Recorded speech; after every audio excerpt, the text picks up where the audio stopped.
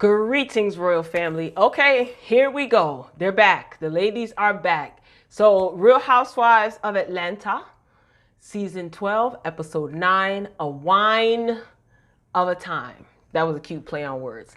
All right, royal family, welcome. Thank you for clicking on the video. If you are a returning royal family member, you already know how this thing goes. If you are new here, we just get straight into it. All right, so first I want to say this. Miss Porsha has been turning out her confessional looks, right? Like everything well put together, well accessorized, hair looking good, makeup on fleek. So these confessional looks, Porsha, keep them coming because I am here for it. So the episode opens up with Porsha and her sister Lauren. So they're in a makeup store. I think they're in NARS. They're in a makeup store chit-chatting, and Porsha is excited because she is going to Canada for Carnival. So she is excited, you know, she is ready to let loose, turn up. She said that she is going to be drunk every day. So she says she earned this, you know, she's earned this. She's going through a lot with Dennis. She's a new mom, so she wants to get away. Totally understandable. She goes on to tell Lauren that her and Dennis have been going to counseling, right?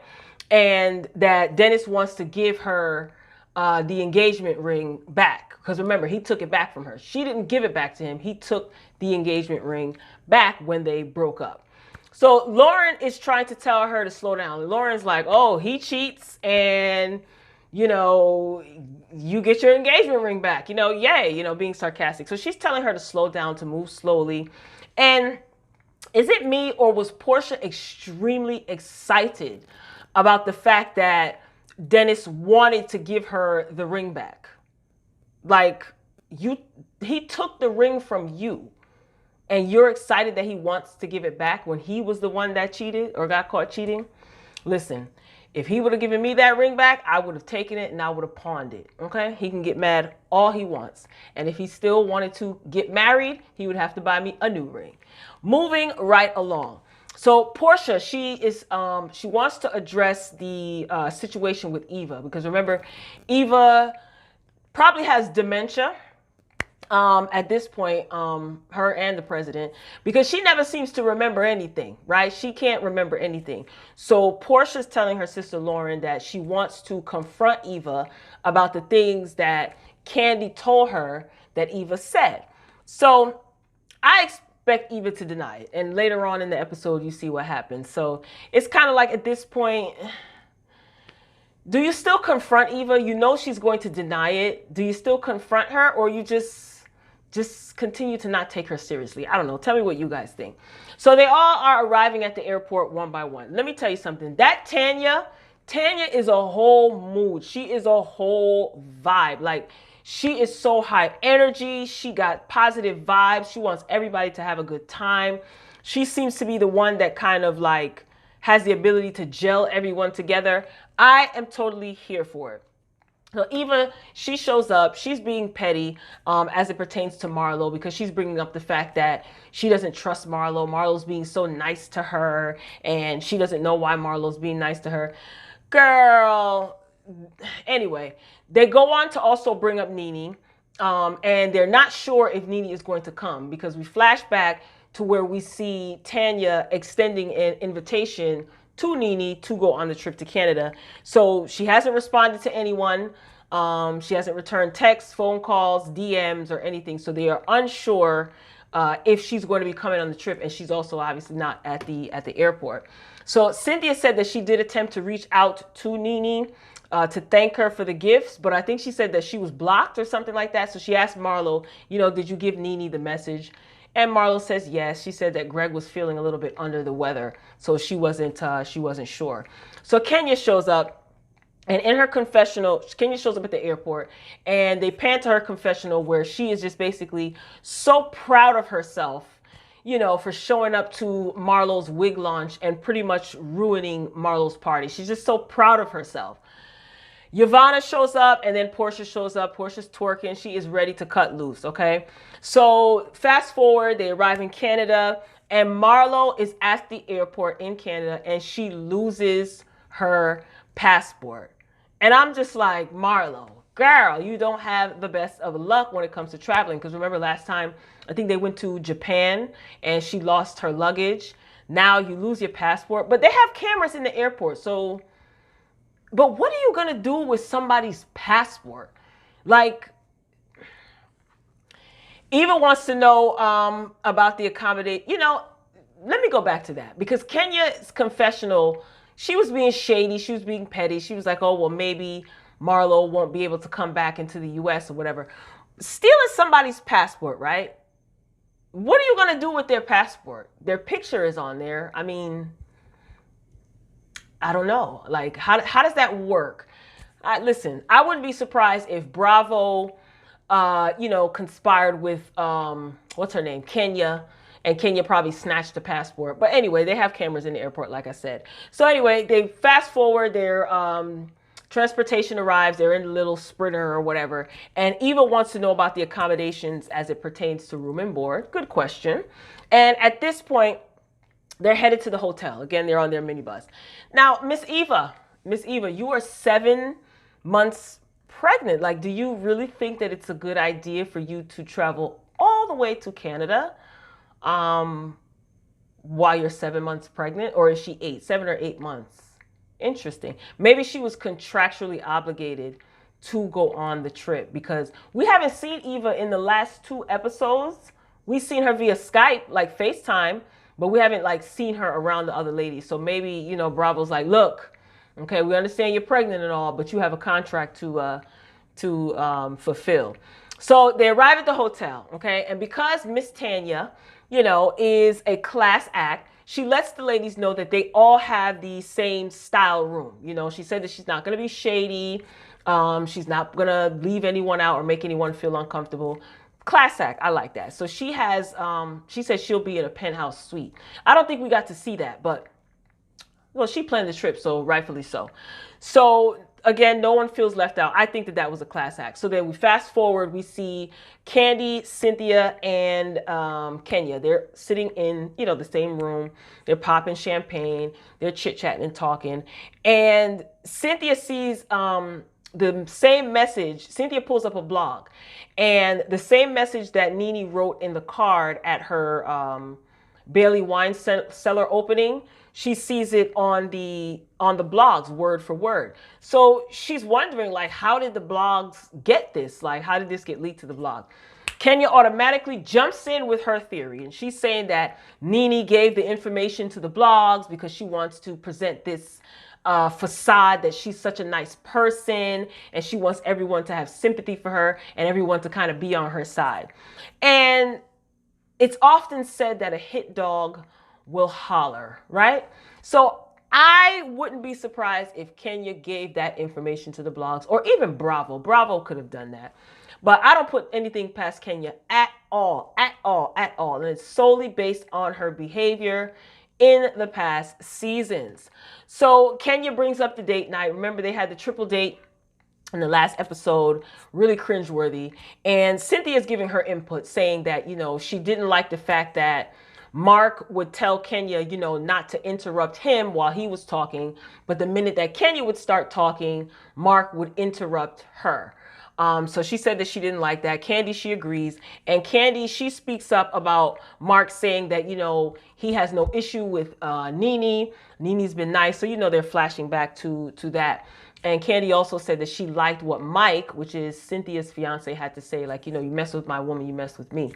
But I mean, okay, I get that. But didn't we all make a big deal about Peter getting in women's business, right? Didn't Nene say stay out of women's business? And I know a lot of people were splitting their decisions, but like,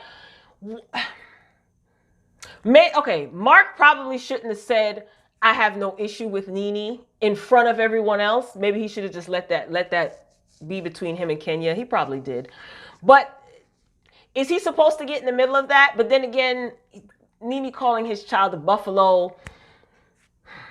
But then Kenya denies that Nene tried to apologize, and Nene has posted proof that she tried to extend an olive branch. Whatever. Anyway, whatever. So Kandi goes on to say that after the little brunch triple date, that Kandi herself had a conversation with Marc because Marc hung out with Kandi and Todd after the date. So Kenya wasn't there. Okay? And Kenya actually said this word for word. She said that Marc should have been home with her because they have a child at home. So he should have been home with her, not hanging out because he doesn't come to Atlanta a lot. And when he is there, he should be with his daughter and his family. Okay. Fair enough. But this is coming from the same woman who left her child at home, her sick child. She said her child was sick. She left her sick child at home so that she could go and crash and ruin Marlo's wig party. Double standard, hypocrisy, you be the judge. Now, Kandi also thought that there was something wrong with Marc being out after hours. She said that she can't stand the fact that like Todd will go out and then he has to go to the after party and then the after party after the party. She says she can't stand that. She blames it on people being from New York. Excuse me. Okay, Kandi, not everyone from New York behaves that way. Anyway, people will do what you allow them to. Anyway, so she's just like, she can't stand that and all this other stuff. And she says that she doesn't understand why Marc wasn't home, right? But you said you had a conversation with Marc after the triple date. So if you had a problem with Marc being out, why were you there asking questions? But then again, she could have had a conversation with him telling him that he needs to go home. And what were you having a conversation with him about exactly? She didn't reveal that. But anyway, so Cynthia goes on to ask her, you know, if Kenya is happy. And Kenya goes into her spiel and she says that she feels that her and Marc are getting further and further away. She says, you know, when Brooklyn was first born, she thought that she thought that the family was going to be closer or something like that. Don't bring Brooklyn into your mess. Listen. If it stinks at night, it'll be rotten by the morning. That's an old time saying, okay? I hope I said it right. You know what I mean. Don't bring that baby into your foolishness. You already knew what it was. Moving along to the tragedy called dance class. This was a sad sight to see, y'all. So the ladies, they're learning how to whine and juke. You know, that's like real Caribbean style dancing. I'm back. Dance class. That's where I left off. All right. So dance class was the sad sight to see. So like I said, they were learning how to whine and juke. They had a dance instructor. This is typical dancing style in dance hall, especially at Carnival. So everybody's just like walking down the street and they're juking and they're whining and they're juking. So Miss Porsha, all she wants to do is twerk. Okay. So everybody is at the dance class with the exception of Kenya. Eva, she looked like she was about to go into labor. Kandi, Lord. At least Kandi knows that she can't dance, okay? And she acknowledges that and she accepts it. Cynthia, I don't know. But those knees, I think those knees need to be a little oiled and greased because I don't know what you were doing. So dance class is over. They had fun. Dance class is over. Oh, they had flags. The instructor gave them flags from the different Caribbean islands. And I was looking, I was like, where's Jamaica? Okay, good. The dance instructor had the Jamaican flag. Put your flags in the comments, ladies and gentlemen. If you're from the Caribbean or you repping the Caribbean islands, you an island boy, island girl, put your flags in the comments. Rep where you from. So the dance class is over. Thank God. Okay, so Eva and Cynthia, they stayed behind to talk. And Eva is trying to get an update on this non-existing mysterious recording, Snakegate. And Cynthia just tells Eva, she says she doesn't know, she doesn't have an update. Cynthia goes on to tell Eva that Kenya made mention of Marc proposing and said that Kenya isn't malicious when it comes to me. This is what Cynthia is saying. But here's the thing, right? I think that Cynthia recognizes Kenya's behaviors because she always makes an excuse for Kenya's behavior. You know, whenever Kenya does something that's just like, If anybody else would have done it, it would have been like, oh my gosh. You know, she always tries to justify her behavior. So she expressed that Marc had an issue with it. And I think that's probably why she's a little afraid to address Kenya. So I guess for whatever reason, she's running it past Eva. Anyway, you know, Cynthia said that she doesn't have an issue with it. I don't believe that. But again, Marc doesn't feel the same way. He felt like, you know, you could have possibly really ruined this event. Some people don't feel that way. I do. I believe that she knew exactly what she was doing. And later on in the episode, she pretty much told on herself. Anyway, Nene leaks. Lenithia has arrived. So we see Nene stepping out of her Uber XL, and she is in the front of the hotel, very nice hotel. And Tanya gives her a warm greeting. You know, they sit down in the lobby and they're talking, and Tanya is being real positive and optimistic. Now, I'm trying to remember from the reunion last year, Nene said something crazy to Tanya, right? She told her that she wants to stick a peach up somewhere. Correct me if I'm wrong. So apparently they probably buried the hatchet. Tanya just wants to have a good time. She wants everybody to come together. So I did like the fact that she was very welcoming to Nene. She invited Nene, and she just wants everything to be hunky-dory.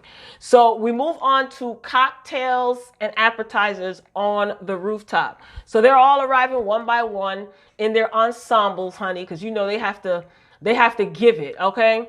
So Tanya arrives, and she lets the ladies know that Nene is in town and that she will be coming. And Porsha and Eva, they're not excited, okay? They're rolling their eyes. Porsha's just like, girl, bye. You know, she wants no parts of Nene. So Porsha goes on to address Eva, okay? So this is in reference to the comment that Eva made. Remember when Kandis, Cynthia, and Eva were at the bridal shop picking out a dress for Cynthia for New York Pride? And Eva was saying that Porsha needs to worry about her C-section. Her C-section scars haven't even healed. Don't let me pull up the blogs. She needs to be worried about Dennis, yada, yada. And Eva responds by saying that's not what she said. I told you she was going to deny it. Again, in true Bravo fashion, this is a recurring theme throughout the season. In true Bravo fashion, they pan back and they replay that specific scene 3 times in a row. I could not stop laughing. Shady. You know, I guess they're tired of Eva and her lies. So they played that scene back 3 times. They flipped it, reversed it, and played it back. So it's like, what is wrong with Eva at this point? Like, why does anybody even waste their time confronting her? So Cynthia says that she doesn't remember what was said. Remember, Cynthia was there. She was there listening. So was Kandi. So Kandi was the one that spilled the beans to Porsha. So now all of a sudden, Cynthia, you don't remember.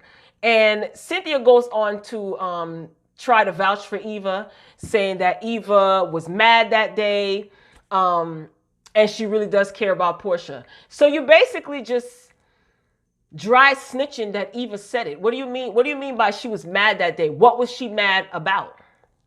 Anyway, so Cynthia brings up her wine cellar opening. Now, this surprised me. This really surprised me because I did not think that she would confront Kenya. But then again, Cynthia says she has no problem getting anybody together. Okay.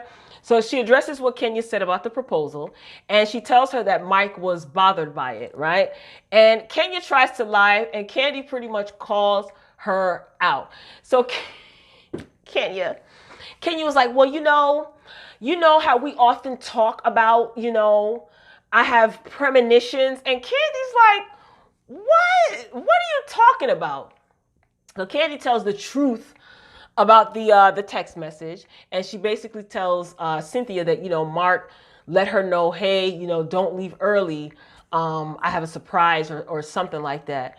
And then Kenya interrupts Kandi, right? Instead of just shutting up and letting Kandi talk and just saying, I apologize, right? Kenya then says that she responded to Kandis' text because Kandi texted her and told her to hurry up. Remember? Hurry up. I think Marc is going to propose to Cynthia. This is the text that Kandi sent. And Kenya admitted to replying to the text message by saying, I think so too. Okay. So I start laughing. Like, how can you really take Kenya seriously? Like, for real. You can't take Kenya seriously. I don't even think she realized what she just said. I highly doubt she realized it. So you basically admitted to knowing, you agreed that Marc might be, is it Marc? Mike might be proposing to Cynthia, yet you still came in and said something. Kenya defaults to her defense mechanism. She gets extremely defensive and loud. And she's saying that I ride hard for Cynthia and she's happy for Cynthia and that she's excited. And don't you ever think that, no, mind you, no one brought up anything about her not being happy for Cynthia. Maybe they edited that part out, but they didn't. And Cynthia, I noticed Cynthia's facial expression. She's sitting there letting Kenya just talk like, mm-hmm. And she couldn't even, Kenya was stuttering so much that she couldn't even get her lies out fast enough. And just right there, after that foolishness, you know, Nene walks in. And then I'm realizing, like, there's not even a minute left in the darn show. So Nene walks in, she sits down right next to Kenya, and Kandi said hi, Marlo said hi, no one else spoke to her. And she sat down, and you could see it's all tense and weird. But Kandi did reveal that after Nene walked into the little rooftop section, that Kandi and Marlo, they said hi, they looked at her, and then everybody went back to having their conversation, like as if she didn't even, you know, arrive or show up. They just ignored her. So then the darn episode ends right then and there. Listen, they are really playing Nene. Nene girl, they're playing you. And I really hope this is your last season because you are, you know what? It's early, but it's 9 episodes already. This is episode 9. And it's like, they're not giving you any camera time, Nene. I'm not here for it. So next week, they're going to be talking about Snakegate.